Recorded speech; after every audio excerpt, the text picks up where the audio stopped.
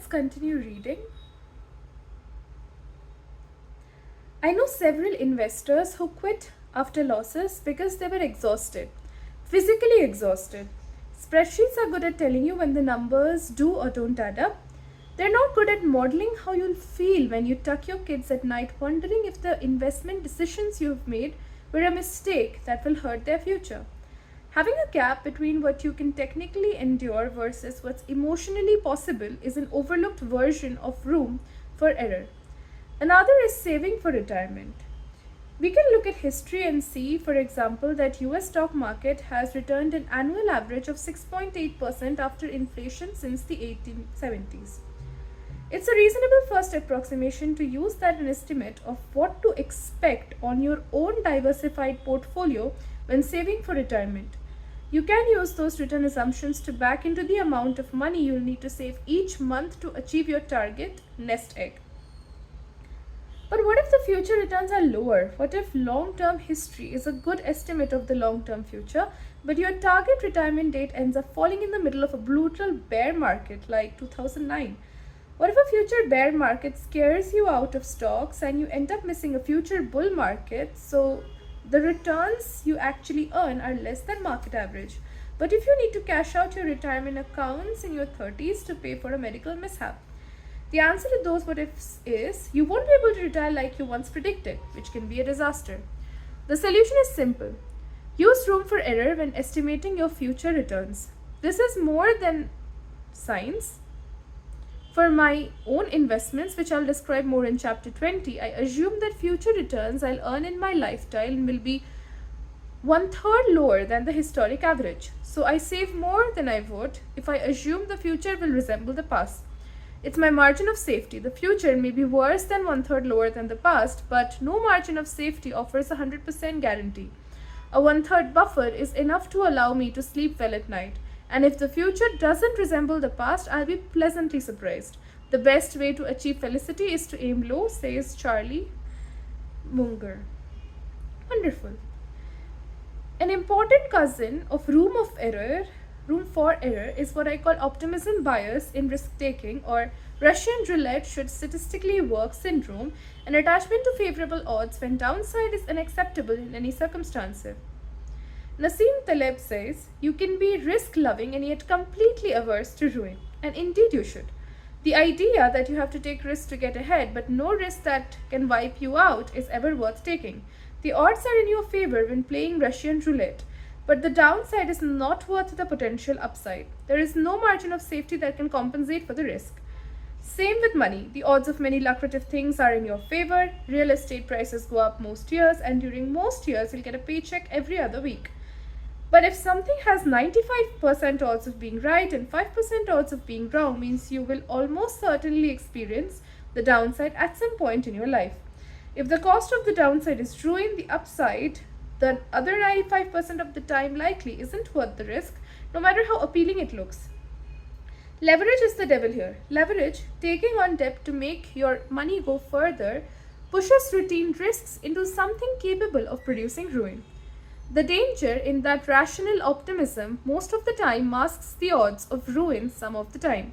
The result is we systematically underestimate risk. Housing prices fell 30% last decade. A few companies defaulted on their debt.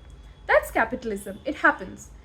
But those with high leverage had a double wipeout. Not only they were left broke, but being wiped out erased every opportunity to get back in the game at the very moment opportunity was ripe. A homeowner wiped out in 2009 had no chance of taking advantage of cheap mortgage rates in 2010. Lehman Brothers had no chance of investing in cheap debt in 2009. They were done. To get around this, I think of my own money as barbelled. I take risks with one portion and am terrified with the other. This is not inconsistent, but the psychology of money would lead you to believe that it is. I just want to ensure that I can remain standing long enough for my risks to pay off. You have to survive to succeed. To repeat a point we have made a few times in this book, the ability to do what you want for as long as you want, has an infinite return on investment. Room for error does more than just widen the target around and what you think might happen. It also helps protect you from things you never imagined, which can be the most troublesome events we face. The Battle of Stalingrad during World War II was the largest battle in history. With it came equally staggering stories of how people dealt with risk. One came in late 1942 when a German tank unit sat in reserve on grasslands outside the city. When tanks were desperately needed on the front line, something happened that surprised everyone. Almost none of them worked. Out of 104 tanks in the unit, fewer than 20 were operable. Engineers quickly found the issue. Historian William Craig writes, during the weeks of inactivity behind the front lines, field mice had nested inside the vehicles and eaten away insulations covering the electrical systems. The Germans had the most sophisticated equipment in the world, yet they were defeated by mice. You can imagine their disbelief.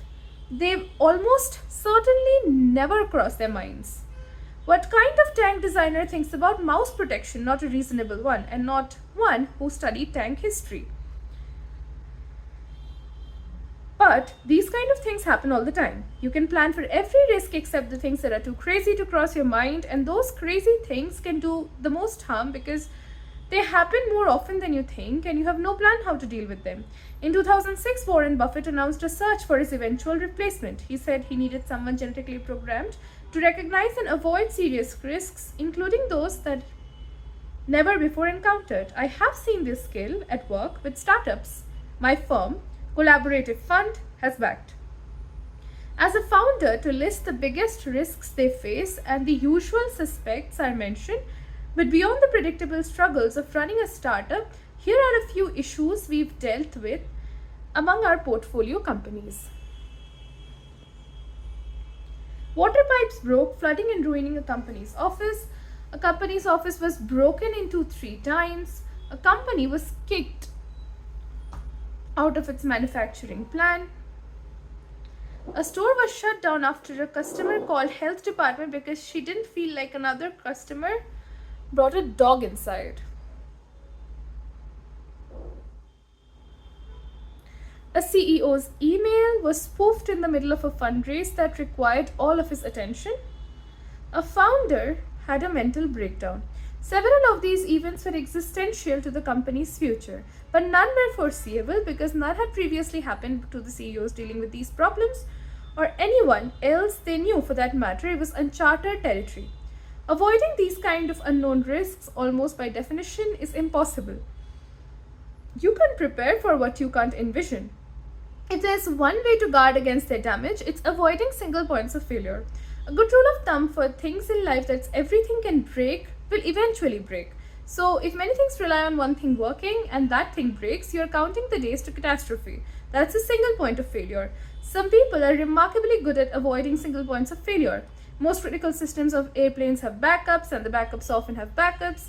Modern jets have 4 redundant electrical systems. You can fly with one engine and technically land with none, as every jet must be capable of stepping on runways with its brakes alone.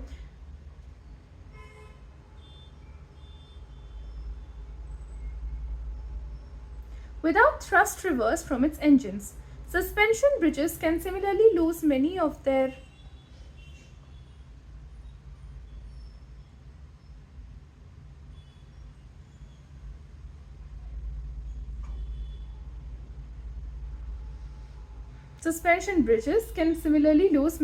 cables without failing.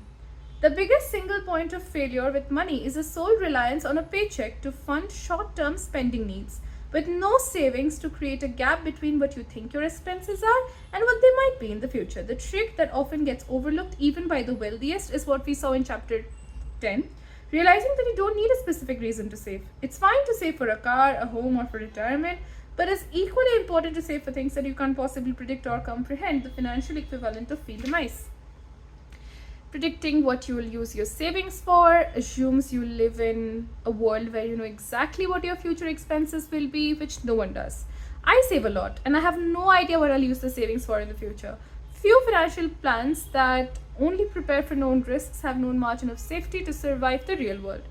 In fact, the most important part of every plan is planning on your plan, not going according to plan. Now let me show you how this applies to you. That was it for chapter 13. Meet you in the next one. Thank you.